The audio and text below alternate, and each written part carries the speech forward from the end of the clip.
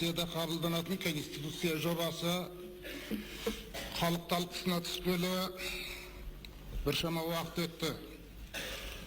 Талқыда ерекше дауға түскен мәселе тіл мәселесі. Осы бір түйінді қолдан шиелендіріп алдық.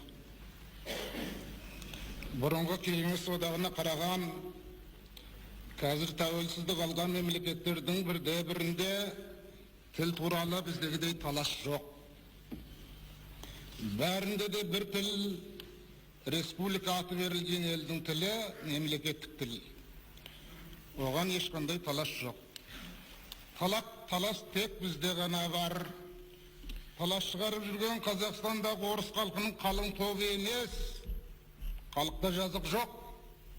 Таласты тудырып жүрген жабырыңқы сияқты саяси бәлеқорлар. Біздің мемлекетте өмір сүріп жатқан басқа ұлттардың, немістердің, украиндардың, татарлардың, өзбектердің, ұйғырлардың, корейлердің, тағы басқалардың өкілдері ондай қиянқылыққа бармайды. Өйткені бізде барлық ұлттардың тілі емін-еркін өсіп өркендеуіне жағдай жасалады делінген жаңа конституция жобасында. Олар соны иман жүзілікпен қанағат тұтады. Кейбір империялық өргөкіректер бізде тұратын ұлт өкілдерінің бәрін орыс тілділер санатына қосып алып, қазақтар сендер азсыңдар дегенді бетке салық қылып басып та жүр. Осы да әділеттік пе? Әлгінде ғана солтүстік Қазақстан облысының азаматы сөйледі, шіреніп тұрып айтты, осы жерде біздегі облыста 91% халық орыс тілділер, оның ішінде 77% орыстар деді. Сонда қалған 14% ол санатқа алып та тұрған жоқ. Сонда ол азамат сол 14% басқа ұлттардың өкілдерінің намысына тигенін, оларды қорлағанын сезді ме екен өзі? Оларда қалай сонда тілсіз елін олар, басқа ұлттар 14%? Оларда ұлттың өкілдері, олардың да тілі бар. Тым болмаса соны сыйлау керек еді.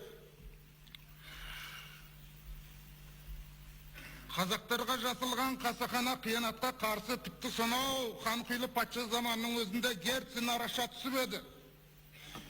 Пушкин жаны ашып жазып еді. Ұлы Толстой езілген халықтардың жоғын жоқтап еді. Қайда қазір солардың әділетті ұрпақтары?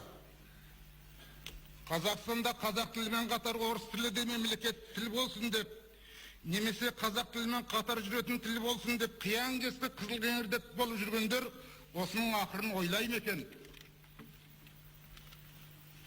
Ал бұл әрекеттің ақыры не боларын білу үшін пайғамбар болудың қажеті жоқ. Онда қазақ тілі қураған тулақ қалпына қайта оралады. Орыс тілі өктемдігін жасайды. Қазақ тілі қажетсіз болып қалады. Қазірде қажетті болып чекес қызып тұрған шамалы.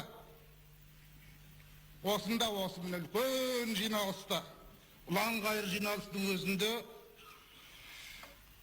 қазақ тілінде айналайын алтында екі қарындасым ғана сөйледі, жаңағы кегеннен келген бір азамат.